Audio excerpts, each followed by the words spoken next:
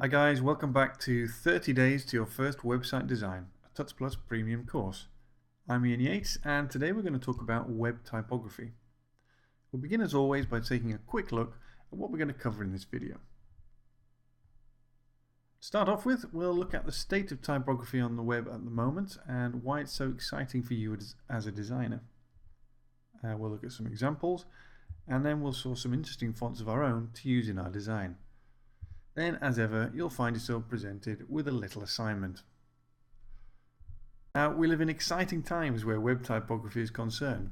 For as long as the web can remember, we've been almost entirely limited to using the fonts which our users have on their systems. Browsers have always needed to grab the user's own fonts for displaying content. We couldn't therefore get much more adventurous than using Arial or Times New Roman or Georgia, and if we did, the most reliable way was to use images. As more browsers adopt CSS3, however, we're able to use what's called font face and grab fonts from remote locations. The technology has actually been around for a long time, in CSS2 for example, but only now are we starting to see browsers implementing it. There are several services you can use to benefit from font face. Some require you to host your font files on a web server. Others, such as Google's Web Font API, which we'll be looking at, host the files for you, so all you have to do is point at them when it comes to building your web page. It's great news that we can get creative with font choices. We can use type to grab attention, to add style to a page, to create a unique look. But don't forget what it's there for in the first place, to be read. Don't attack a page with all manner of elaborate fonts, only to neglect the basics, color and contrast, font size, line height. Remember to keep your typography legible.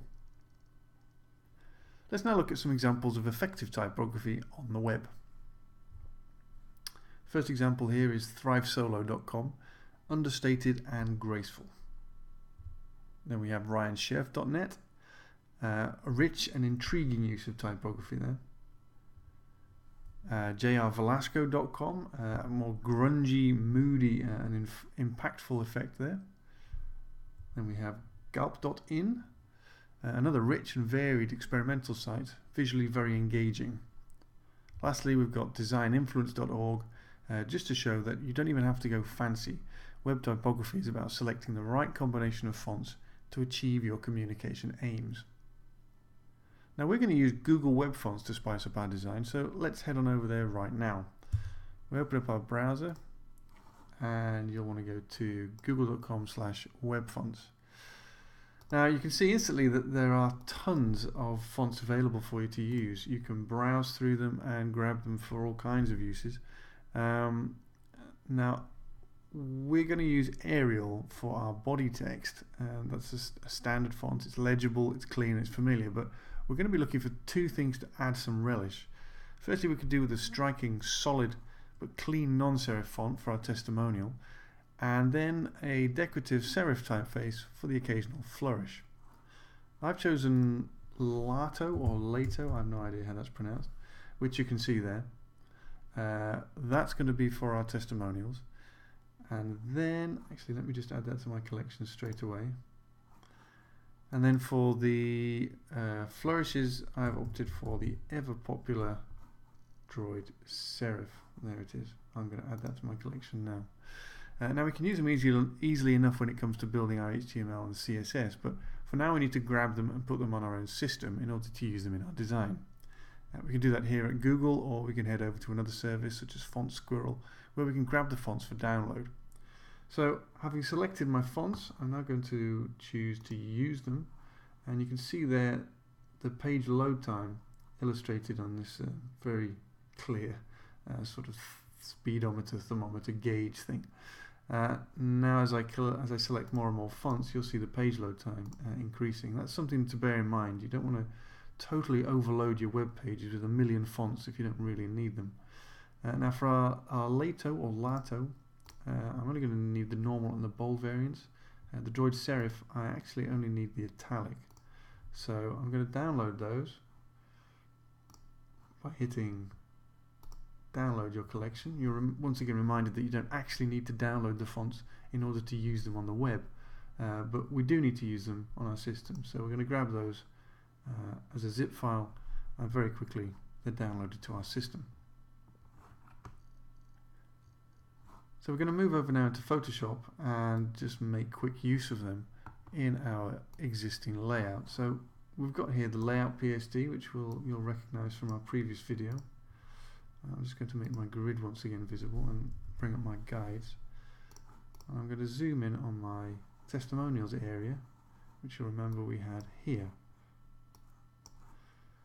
So I've pre-installed my fonts, which is extremely useful. I'm going to select my Lato or whatever it was called, and I'm going to drag an area. Where are we going from? This is going to be the edge of our page, so let's just drag an area in here, and we'll use up these columns here.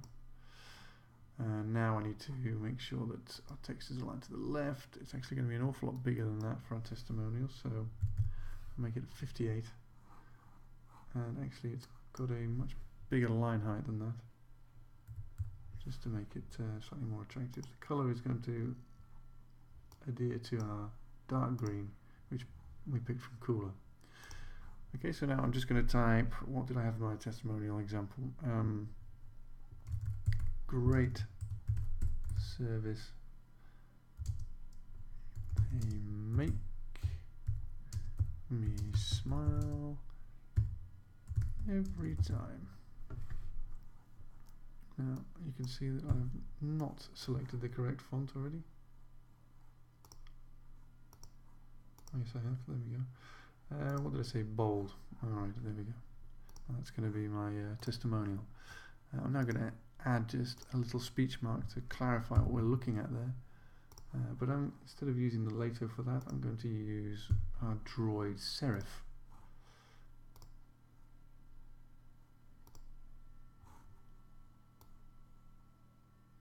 Let's just increase the size of that to 80.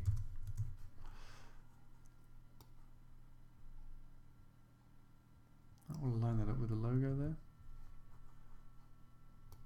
I'll bring that across.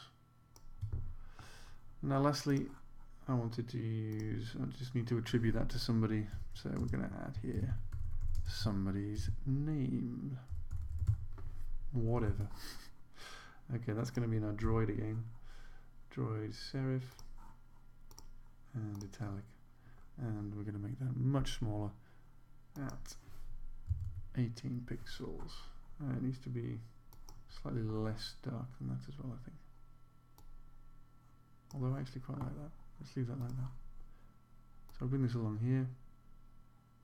Something along those lines. Now we'll get rid of our guides here. Get rid of our grid once again. And that, as you can see, is a great little combination of typefaces which has achieved pretty much what we were after. Impactful testimonial there, with some little decorative flourishes, and all achieved with web fonts. Brilliant. Okay, it's time for some further reading, so as usual I'm going to jump back to the presentation here. Now this is another article on Web Design Tuts. This one by Max talks about fonts on the web, where to use them and how to select them properly. Now before we jump into the next video, it's assignment time again. Now as expected, I want you to go and grab the two typefaces we talked about, Lato, and Droid Serif, then experiment with adding a testimonial to the upper region of our layout PSD. Next time on 30 Days to Your First Website Design, we're going to continue with the Site Elements stage and look at our Features section. I'm Ian Yates, and from all of us at Tuts Plus, thank you for watching.